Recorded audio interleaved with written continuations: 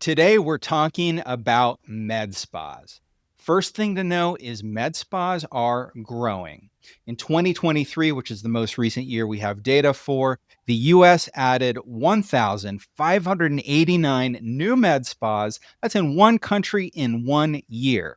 So, for a certain segment of society, med spas have become this like new affordable luxury. It's something that celebrities have been doing forever. Now you don't have to live in Beverly Hills or New York City in order to get the med spa experience. So, my guest today is going to tell us all about his med spa experience. We're going to talk about VIO Med Spa. We're going to talk about their growth plans, what's driving consumer demand, and of course, we're going to talk about their real estate. My guest today is Ryan Rayo, Chief Development Officer at VIO Med Spa.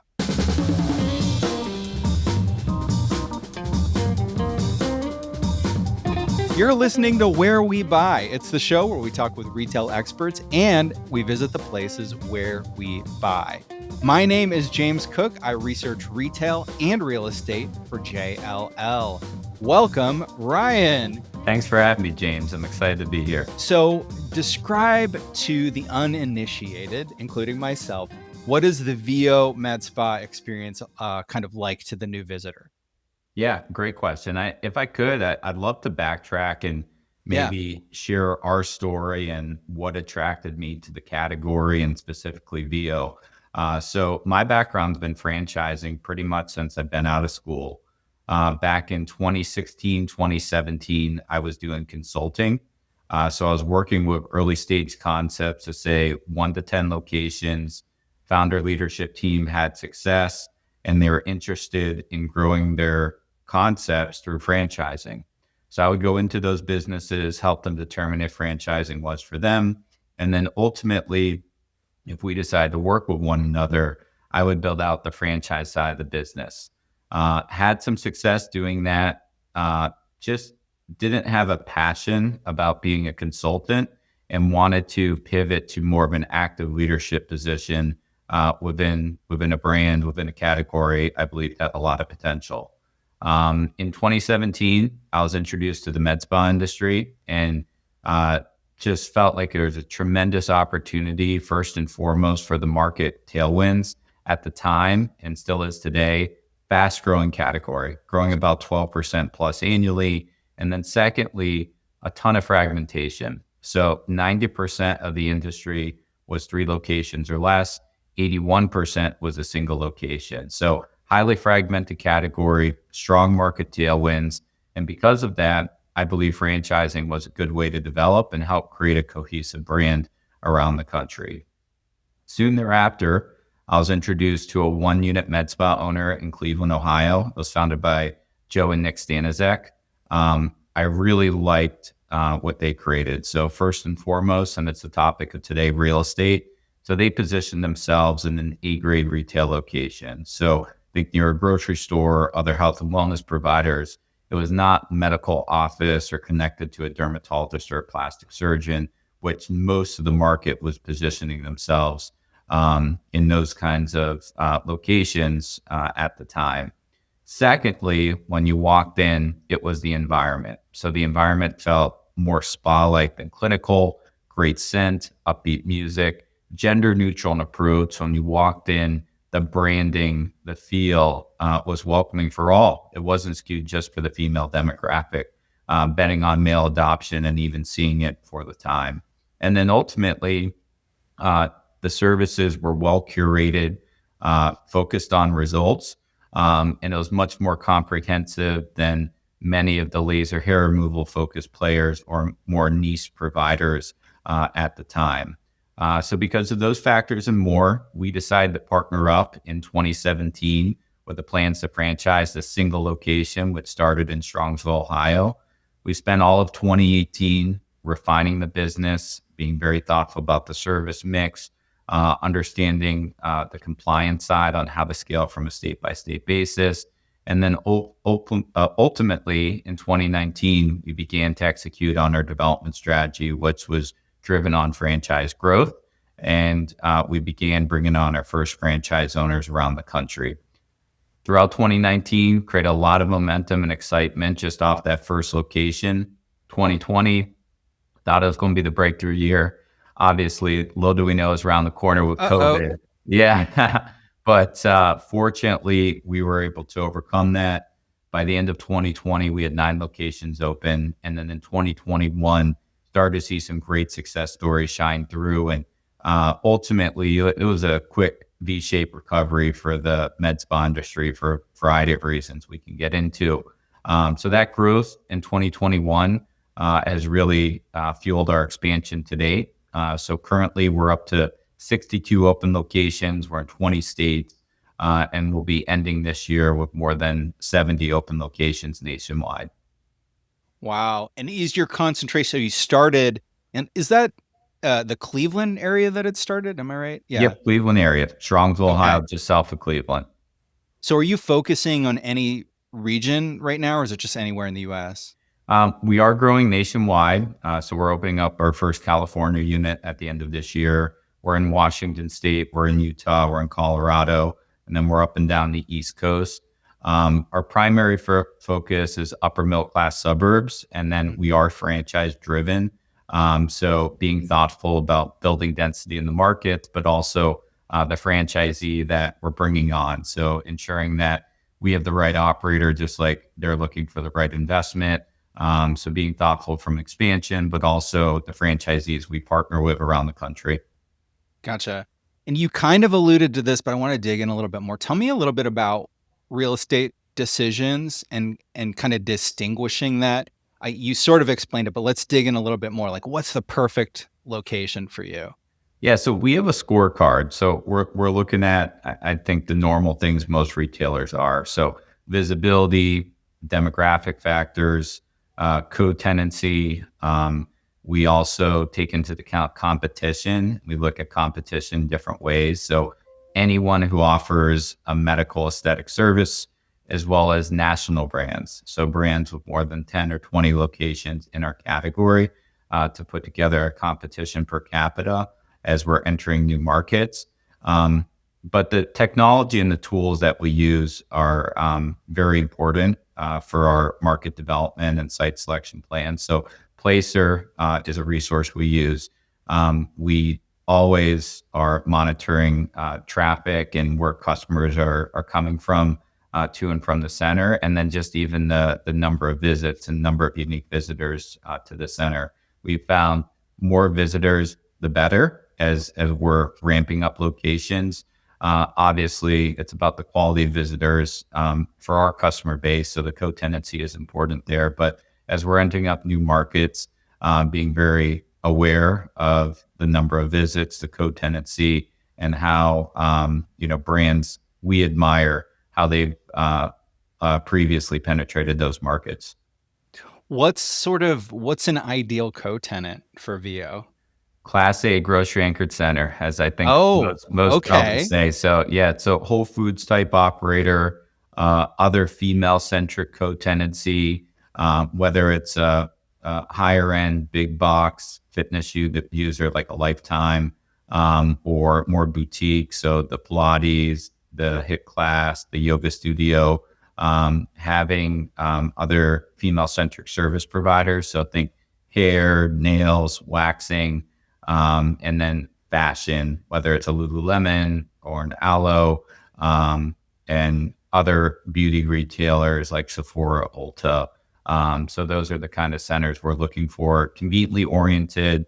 We're not actively targeting urban markets, more upper middle class, suburban, ample parking, easy in and out, and then still having some visibility, although we don't need end cap at main and main as we're looking at new sites. And for a new med spa customer, is it word of mouth, or do you do like social? How do you get that person in the door for the first time? Great question. I'd say it's several things. It's not one Yeah. thing. First, the real estate matters, and we have seen more convenient locations encourage more and more walk-in traffic for the site that we select. From there, digital marketing's our number one driver of new guest counts. So whether that's offers that we're paying for, so meta advertising on Facebook and Instagram, also the organic post of Facebook and Instagram and the reach that it can create, forming community partnerships. So other, let's say a fitness user that has a membership base, so offering their members some discounts and incentives to visit or join VIO and having reciprocity for them. We also have events, so educational events at the spa, or we may bring the concept, whether it's B12 shots or quick facials, part of bridal shows, or other relationships in the community. And then we do have, we call it share the love. So get 50, give 50 to encourage word of mouth. So current customers can refer a friend. Their friend receives $50, and then that customer referred the friend receives $50 credit on their account for a future service. Got it. Okay. So let's dive in a little bit more. Some of our listeners are going to be very familiar and others not. So what kind of services do you offer at VIO? What do folks come in expecting to buy?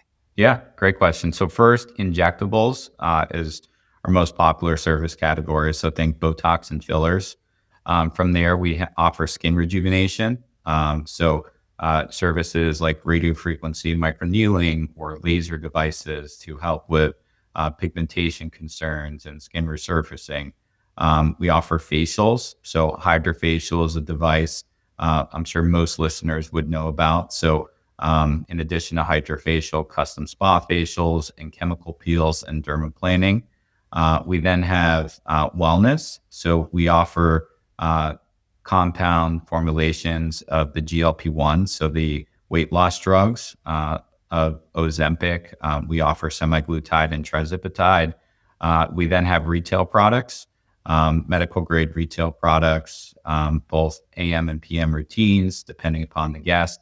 And then there's our business grows. There's some optional services that we may introduce to our existing members, like laser hair removal and body contouring. Well, this is interesting because a lot of this stuff is pretty highly technical. Does that mean you must spend a lot of time on training, or do you have to bring in, I mean, do these people have to be registered nurses, or like, how does all that work? The short answer is every state's different. The longer answer is every VIO location has a medical director. That medical director usually is a plastic surgeon or a dermatologist, a strong aesthetic background. And then inside of our locations, we always have a mid-level provider or higher. So a nurse practitioner or a physician assistant providing the medical services. And then depending on the state, RN sometimes can offer the medical services, but it's only after the nurse practitioner or physician assistant reviews the medical history of the guest and prescribes and diagnoses a treatment plan. Treatment plan being, let's call 60 units of Botox that the RN can then inject. Spa side of the business, it's estheticians. So we do have licensed providers on both sides of the business, and we take great care over our patient protocols, and safety and compliance is the backbone of everything we do. So it's interesting, med spa, it's this combination of sort of medical but spa. When people come in and visit, and maybe this is different for different people, but do they treat it more like, oh, I'm going to the doctor? Or is it more like, oh, I'm treating myself and it's a spa experience? I'd say it's a combination. Yeah. What I mean by that is our rebooking rates are extremely strong. So think of it as you're going to the dentist. You'll make your dentist appointment. You'll carve it out of work. You're going on 10 a.m. on a Tuesday, and before you leave, your next appointment scheduled. That's how it is for our customers. They're carving out time. They do it around lifestyle, work obligations. They're rebooking their next appointment before they leave. So it's similar to a medical environment that I would compare it to a dentist, but it's a much different experience. It's self-care. It's taking care of yourself. It's your treat. And then ultimately, pretty much everything we offer, it lends itself to a physical appearance change. So you receive our services, you're after a result, and then whether that's a week or 3 weeks, you start to see a physical appearance change over time, which is the self-care element and ultimately fuels the confidence that we're delivering for our guests. And as far as like how folks pay, I think I was on your website. You do offer sort of a membership thing too, right? We have membership options, and then you don't have to be a member to come to VIO, but most of our customers end up becoming a member at VIO. So we have two different membership tiers. One is a facial membership. So depending on the market, that's anywhere from 149 to 179 per month. You receive one complimentary facial, like hydrofacial, each month, and then you receive discounts to other products and services we offer. We then have a banking membership. So usually that's $99 a month. You can bank your money with us. 3 months later, you have roughly $300, and you can redeem those bank funds for discounted services. So you're loyal to us. Because of that loyalty, we reward and offer discounts on the services that we offer. So your history, you talked about, you were sort of a franchise consultant. Now you're all in on VO. Yeah. So what is it about the industry and this concept in particular that you were like, boy, I think there's a lot of growth runway here? First thing, I talked to operators in this industry, and there was locations off the beaten path. There was a lot of physician-run practices or one-unit locations that were doing substantial volumes, and this was back in 2017, 2018, and carried forward to today. Second, the growth rate. So rarely do you find categories that are growing more than 10% plus annually, and the med spa industry was doing it. Third, and with the growth rate, I was looking at Google Trends, and the search volume for Botox, for filler, at the time, cool sculpting, it was growing exponentially. I mean, it was just a chart going straight up to the right. So there was so much momentum in the category. And from a consolidation perspective, little to no private equity dollars. Again, 90% of the industry was below 3 locations. So you didn't have these brands out there that customers knew and trusted. So if they were traveling or they're relocating, like the waxing world, there wasn't the European Wax Center. You trust the name, you know the name. There's 1,000 units out there for the med spa industry. So that was the vision. We could capitalize on the growth. We could provide exceptional patient results, and over time create a trusted brand that's known nationwide for these medical aesthetic services. So you have the opportunity to become the big name in Absolutely. the category. Yeah. Yeah. Is there a big barrier that keeps other competitors from trying to follow you? It's a complex business. Yeah. So many service-based retail businesses, they're not top of mind for me, health and wellness. They're offering a single thing. They offer one or two, but overall they're offering IV therapy, or they're offering massage, or they're offering waxing, etc., lashes, nails, so on and so forth. We offer 4 or 5 different modalities under one roof. It is a medical business, so there's a lot of compliance standards that come with it. It's a large investment. These locations are around $1 million investment as we're opening them up. So there's an inherent higher barrier of entry, I think, than many industries, which creates some complexity for scaling.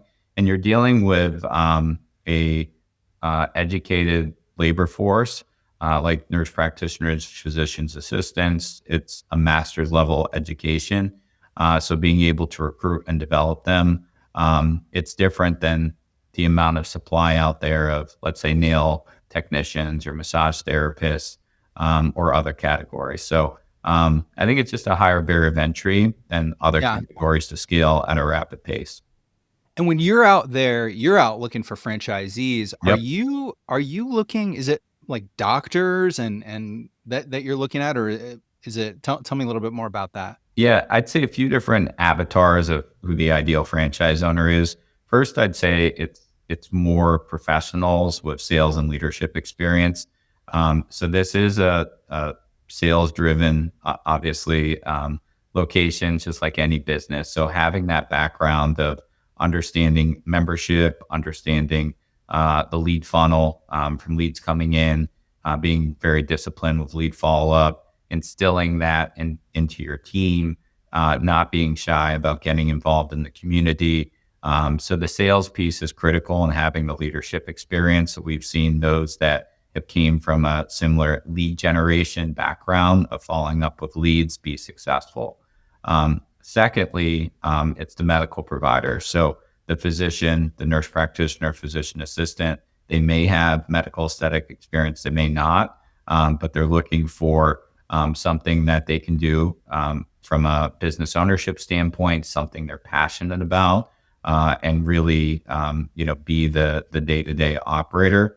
And then third, I'd say it's larger franchisee groups who've been successful with adjacent systems that are in the health and wellness category, that are looking for their next investment and applying what they've learned into VO and ultimately into our category. So an adjacent system, that would be another something in the medical or health or wellness Yeah, world. I'd say more so like think European Wax Center or Mhm. Orange Theory Fitness. So package membership based concepts that are attracting a similar consumer. So last year you took investment from Freeman Spogli. Has that tell me about how that's changed your outlook, like how that's changed the business as you operate. Yeah, the recent partnership, we're actually just about a year anniversary. So September of last year, we partnered with Freeman Spogli. They've been a phenomenal partner for us. So in addition to the resources they provide from a human capital standpoint, they have exceptional industry advisors, and then the private equity team that we work with has been so supportive as we're building out our overall ecosystem for the franchisees.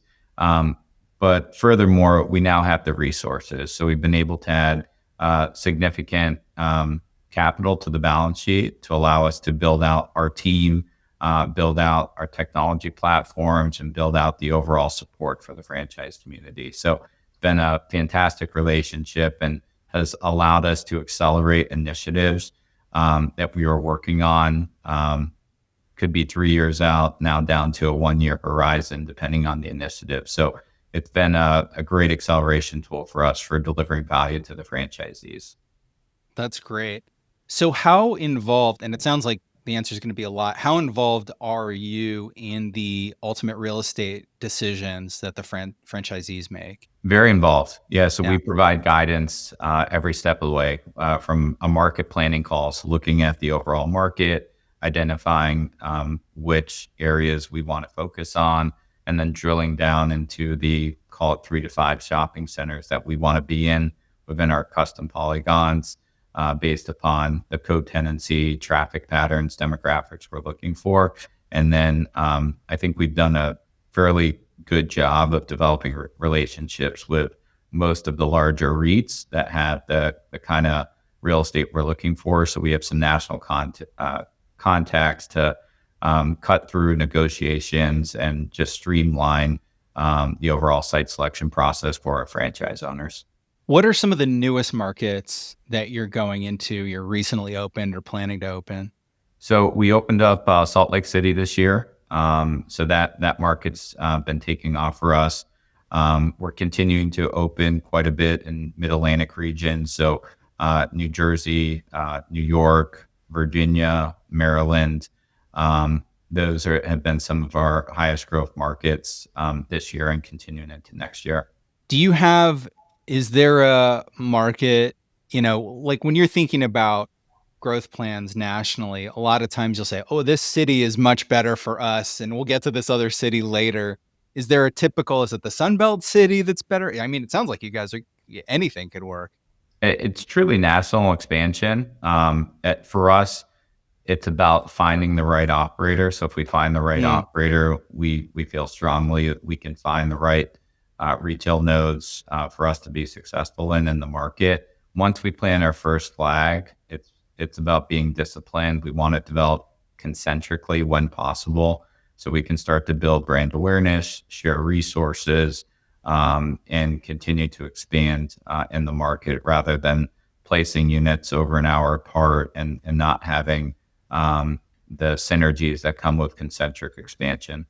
Once the location is built out, it's up and running. What kind of you as the franchisor, what kind of oversight do you have in the day to day? Is it just sort of checking in occasionally, or will you continue to do site visits? I'm just curious how that all works. Yeah, we're on site with every one of our locations at least twice per year. We also have a KPI dashboard. So we monitor system KPIs from new guest count to average tickets, rebooking rates. We have financial aggregation tools so we can monitor financial health of our franchisees. So how's profitability looking? How are some of the major cost drivers like labor, cost of goods, marketing? How are they trending in their locations? And then from a daily standpoint, we have visibility into everyone's sales, so we can actively monitor revenue performance and even membership counts of each location in the system. And helping to pick a new location, what's a deal breaker? What's something that you're like, oh, we will never do that, or something that pops up that you're like, oh yeah, okay, that doesn't work.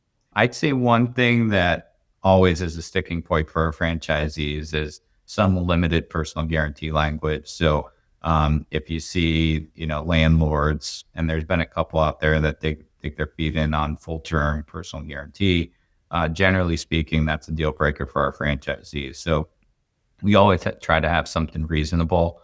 I'd say normally we land in that 3 to 5 year rolling one for personal guarantee language. So that's always a hot topic when it comes to guarantee structure with our franchisees.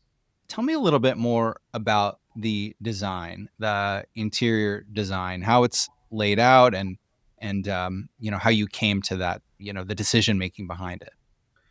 We're always making improvements. I'd say from a overall design perspective, we wanted to feel elevated, spa-like, and gender neutral, so welcoming for both the male and the female demographic. We generally target 5 to 7 treatment rooms. We always have medical storage.